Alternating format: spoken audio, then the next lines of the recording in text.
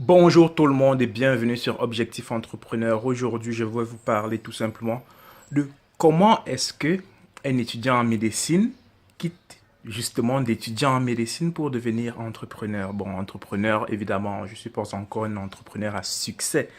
J'aimerais que les gens fassent la différence entre ce que c'est qu'un entrepreneur et un entrepreneur à succès. Tout le monde peut devenir entrepreneur. Il suffit de vendre des chaussettes, vendre des têtes d'oreiller et tu es un entrepreneur. Ça y est, tu peux gagner 1000 euros ou 2000 francs CFA par mois et tu es un entrepreneur, en plus de ton salaire si tu en as un. Tu es un entrepreneur. Mais maintenant, il y a une différence entre être entrepreneur et entrepreneur à succès.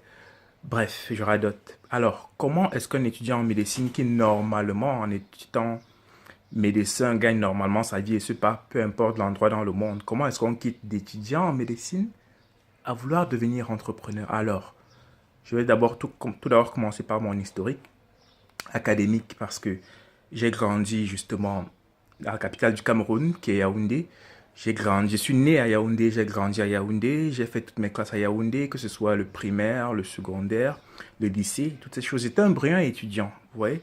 J'étais un brillant étudiant, peu importe la matière en général, sans vouloir me vanter. Et j'ai fait le choix de faire médecine depuis, je ne m'en souviens quasiment plus, je devais avoir 3 ou 4 ans. Donc, c'était tout simplement naturel pour moi. Et puis, j'ai fait le concours au Cameroun de l'école nationale, entre guillemets. Mais malheureusement, j'ai raté les oraux parce qu'à l'époque, je n'étais pas très bon dans l'expression anglaise parce que vous savez, le Cameroun est bilingue, français et anglais. Donc, les oraux étaient en anglais. Malheureusement, j'écrivais très bien l'anglais, mais je parlais pas beaucoup parce que je pratiquais très mal. Bref, j'ai raté. Mais ensuite, j'ai déposé mes dossiers à l'université Cheikh Anta Diop de Dakar, qui est une université de médecine très réputée en Afrique noire. Et puis mes dossiers ont été pris. Donc, je suis arrivé ici, j'ai eu quelques problèmes d'adaptation. Mais bon, j'imagine que c'est parce que j'étais très jeune, je suis quitté très jeune mes parents et puis voilà, je n'arrivais pas vraiment à m'y faire et à trouver, j'arrivais pas à trouver mon rythme, d'où mes problèmes. Alors, je n'arrivais pas à trouver mon rythme, mais je suis déjà avancé jusqu'en quatrième année et j'ai avancé tout simplement, même si j'ai dû reprendre quelques niveaux, d'accord, mais ensuite il y a des événements qui se sont produits et qui ont fait que voilà, j'ai voulu tout simplement changer ou améliorer la personne qui je suis, tout simplement. Alors, quels sont ces événements qui ont fait en sorte que j'essaie, que je veuille changer la personne que j'étais? C'est tout simplement, c'est triste, hein, je vais vous dire, mais bon, mon papa est décédé. Et c'est toujours compliqué un deuil lorsque tu es à l'étranger, on t'appelle un matin et puis bon, il avait un cancer du pancréas. Malheureusement, c'est tout ce que, si on est médecin, on sait qu'un cancer du pancréas, c'est foudroyant. En 6 mois, la personne décède tout simplement. Surtout ici en Afrique, on n'a pas les mêmes moyens qu'en Europe où, vous voyez, on peut soigner ou se débrouiller pour améliorer la vie du patient le plus longtemps possible.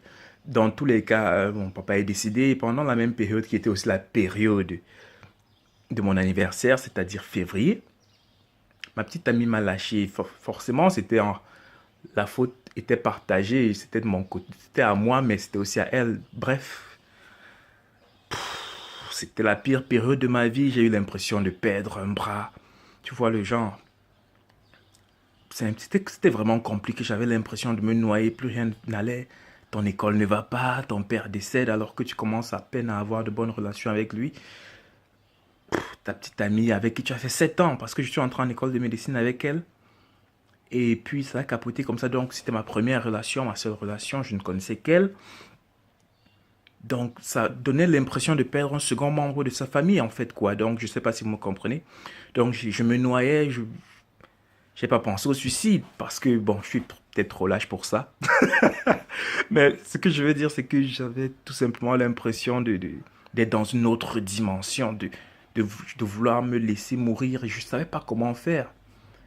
Et puis, à un moment, je me suis levé, je me suis dit, est-ce que c'est ce que tu attends de ta vie? Est-ce que c'est ça? Est-ce que c'est tout ce que tu peux offrir? Tu es quand même Charles, putain. Et puis, tu es un enfant brillant. Tu peux faire de bonnes choses. Donc, essaie de redresser la barre. Et puis, je suis sur YouTube tout le temps. D'accord? Je suis sur YouTube tout le temps. C'est quasiment ma seconde maison. en plus de Spotify. C'est quasiment ma seconde motivation. J'ai commencé à regarder des vidéos sur la motivation qui disaient, voilà, vous souhaitez améliorer votre vie, ce genre de choses. Et tu sais, sur YouTube, lorsque tu commences par un sujet, 1 heure plus tard, tu peux te retrouver sur quelque chose qui n'a quasiment rien à voir avec le sujet initial, tu vois. Donc, c'est ce qui m'était arrivé du genre, je commence sur la motivation, je passe sur tel auteur, je me retrouve mental, ensuite, équilibre émotionnel, enfin, on passe optimisation du travail, ce genre de choses, quoi. Donc, je me suis retrouvé dans le développement personnel. Je sais que certaines personnes, quand on parle de développement personnel, ils voient quelque chose d'ésotérique ou je sais pas, c'est juste la volonté de s'améliorer, de faire tout ce qu'il faut pour devenir une meilleure personne. Donc, je suis tombé sur le développement personnel. Et là, j'ai commencé à essayer de pratiquer 2, 3 astuces du genre se lever tôt, prendre soin de toi, recommencer à s'aimer parce que lorsque tu prends soin de toi, tu recommences à t'aimer. C'est comme ça que petit à petit, j'ai recommencé à prendre du poil de la bête et surtout, une amie m'a envoyé un livre audio de ce, j'ai oublié son prénom, Skovelchin, le jeu de la vie. Et c'est là où j'ai commencé à comprendre certaines choses. À comprendre certaines choses. Et puis, ma famille était très croyante. Nous sommes, les Africains en général sont très croyants.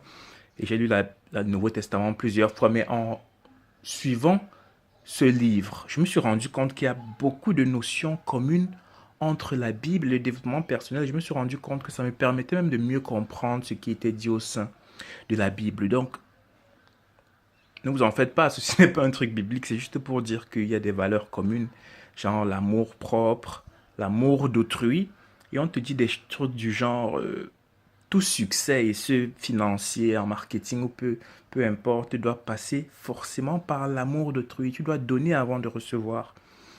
Et puis, je tombe sur des vidéos YouTube de personnes très célèbres à succès, d'autobiographies qui disent que justement, ils se sont rendus compte que le succès a commencé à venir à eux lorsqu'ils ont donné sans,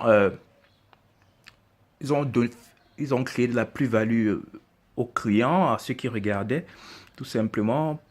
Lorsque le plus, ils ont... Oh putain, excusez-moi, qu'est-ce que je fous moi?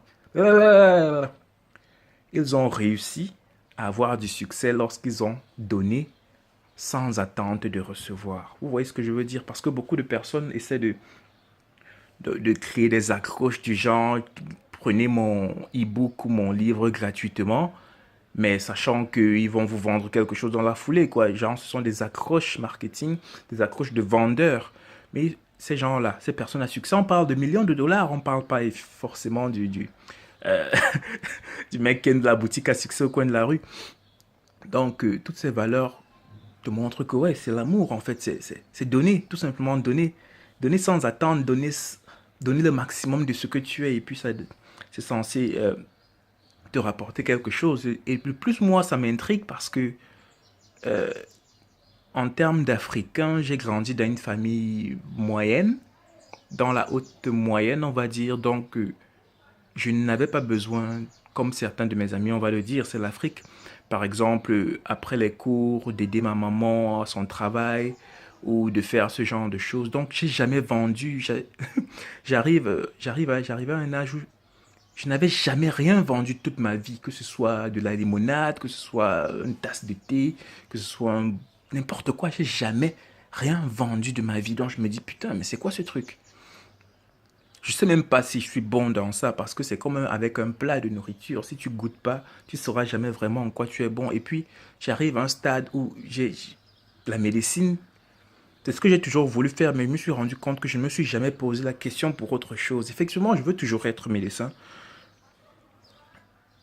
mais j'ai besoin de savoir ce que j'aime, ce que j'aime d'autre, en quoi je pourrais être bon. Peut-être que ça pourrait être mon métier. Donc je me pose la question et puis je me dis, ce n'est pas obligé de prendre tout ton temps. Tu peux faire ça durant une période de temps ou bien te donner un certain temps pour le faire à fond, voir ce que ça donne et puis voilà, créer autre chose. Donc c'est comme ça que je me lance. Et puis, je l'ai dit dans une de mes vidéos, si vous ne l'avez pas vu, voyez là, je vais mettre le lien dans la description si vous la regardez sur YouTube. Si vous regardez cette vidéo sur YouTube, d'accord? Ok. Donc, voilà ce qui se passe. Et puis, je tombe sur des vidéos où il y a d'abord un Français des îles. Je ne sais pas s'il est guadeloupéen ou autre chose. Je sais qu'il a commencé par le fitness. Et puis, toutes ces histoires de blog avec Aurélien Amaker, il a beaucoup de succès maintenant. À l'époque, il a commencé par les parkings. Ensuite, il a vendu des formations fitness, excusez-moi, ce genre de choses. Donc, il parlait du marketing email avec Aurélien Amaker. Ils se connaissent tous, comme je dis, ces gens-là. Donc, ça m'a intrigué. Je me suis dit, je dois le faire, tout simplement. Parce que la plupart des personnes se retournent et se rendent compte que, waouh, ils sont vieux, ils n'ont rien fait de leur vie. Et l'argent, le fait de gagner. Lorsqu'on veut gagner de l'argent, il y a une citation qui dit, l'argent se gagne entre les lignes. Donc, si à chaque fois, tout le monde fait la même chose, ça signifie forcément qu'il y a plus de concurrence dans cet axe-là, quant à ce qui est de gagner de l'argent, tout simplement. Donc, tu te rends compte que tous ceux qui gagnent beaucoup d'argent font des choses différentes des autres. Et effectivement, en Afrique, on a cette idée-là de il faut rester entre les lignes, il faut rester, je veux dire, sur la ligne du genre, tel a été médecin, tel a été avocat, tel travaille pour le gouvernement, ou bien tel travaille pour l'État, excusez-moi, ou tel travaille pour telle société. C'est ça qui fonctionne et c'est ça qui donne une certaine garantie de, de, de, d'argent tous les mois, quoi. Une certaine stabilité, ça se comprend, mais on se rend compte que les personnes qui ont vraiment de l'argent travaillent à leur compte. Et donc, je me dis, il faut que je le fasse, au moins pour savoir si je peux le faire et si j'arrive à vendre quelque chose. Donc, je me lance, j'ouvre mon blog et puis tout se passe bien. Mais tout ça c'était pour dire comment est-ce qu'un étudiant en médecine, qui a une voie toute tracée, certains me diront, finit par se retrouver à essayer d'être un entrepreneur. Je suis toujours un étudiant en médecine, ne vous en faites pas. D'accord, bon, je veux dire, j'ai pas abandonné la médecine. Excusez-moi, j'ai pas abandonné la médecine. Je veux juste savoir si c'est pour moi, si j'en suis capable. Je crois que je me le dois. C'est surtout ça. J'ai besoin de savoir et c'est pour ça que j'ai lancé Santé Facile, qui est justement cet ensemble qui sera un groupe, je le pense comme un groupe c'est-à-dire motivation, fitness, d'accord, et alimentation, parce que ces trois valeurs, l'une ne va pas sans l'autre, tout simplement. Je me suis rendu compte justement dans ce périple que le mental, c'est la chose la plus importante. Désolé pour ça. Qu'est-ce que je disais? Ah ouais, que le mental, c'était la chose la plus importante parce que je me suis rendu compte qu'à partir du moment où j'ai réussi à faire mon deuil, que ce soit de ma petite amie, parce que pour moi c'était un deuil, oui, ne me jugez pas.